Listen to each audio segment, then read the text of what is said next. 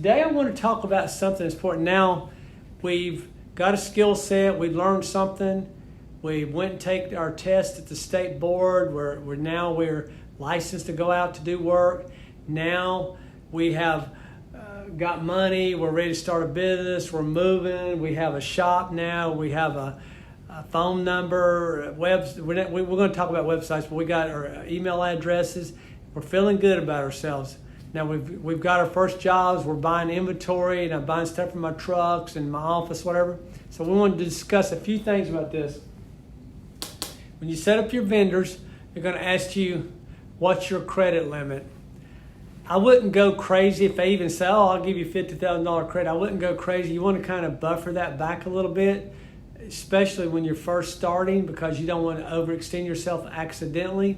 You want to always be cautious about spending money. Always have that mindset of how much something costs and how much you actually need.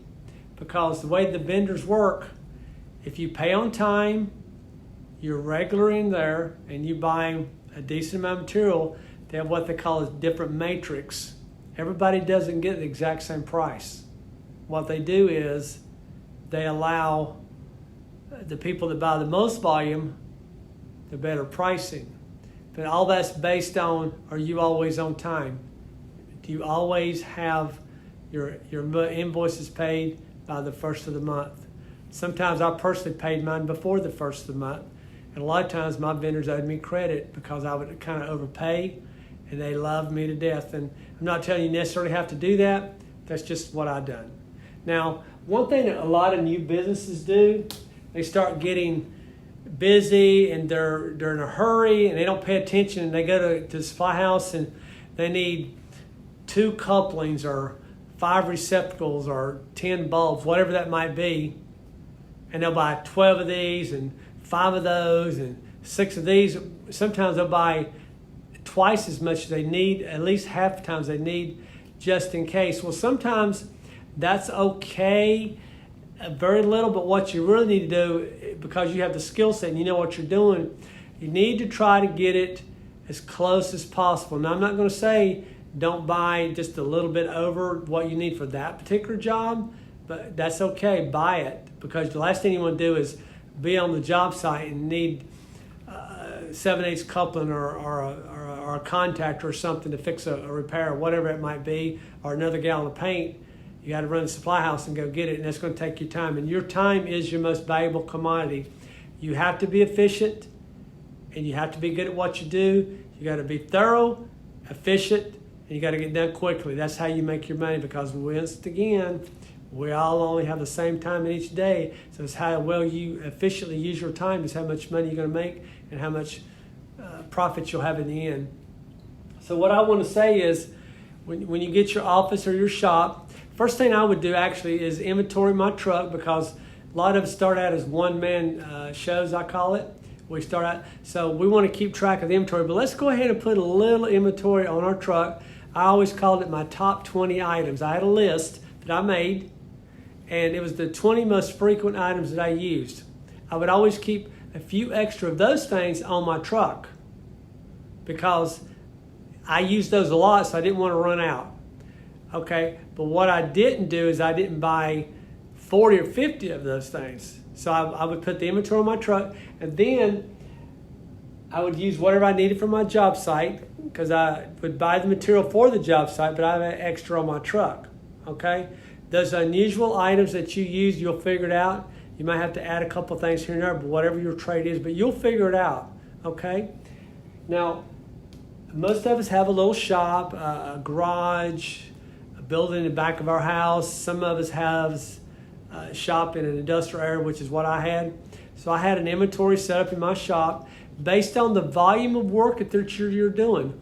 Let's just say you're doing $10,000 a month.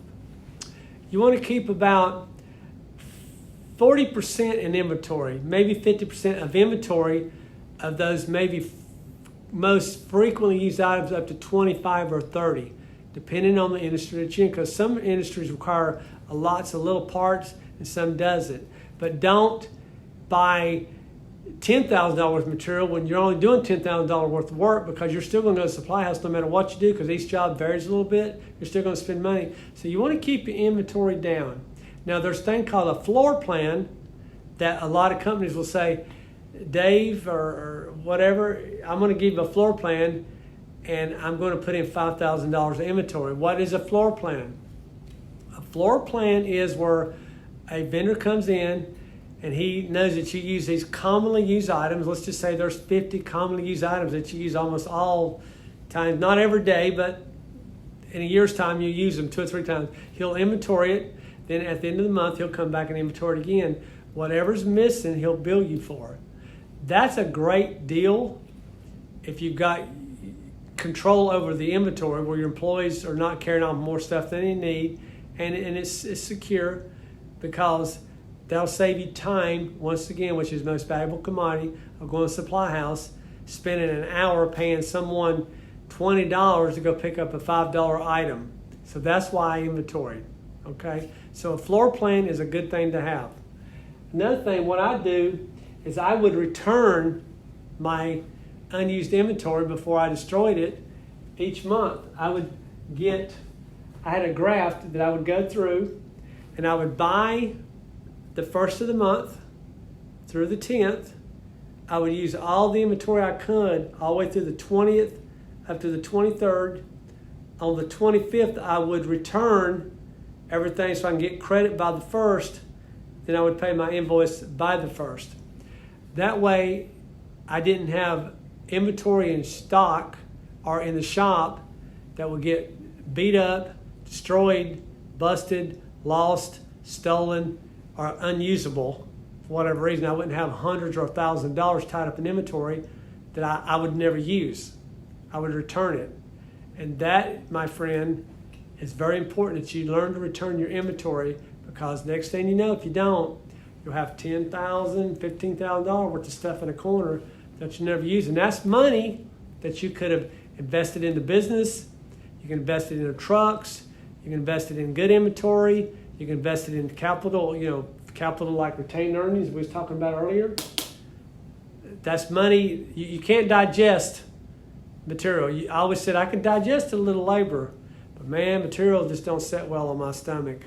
Okay? So returns are very important. Very important. That's why I wrote that down here. So I hope this little segment right here was helpful today. If you have any questions, please leave it in the comments. I'll do my best to answer you back. I have this desire to help people. I want to pay it forward. If you like this video, please share, please subscribe, and please comment. And thank you for watching.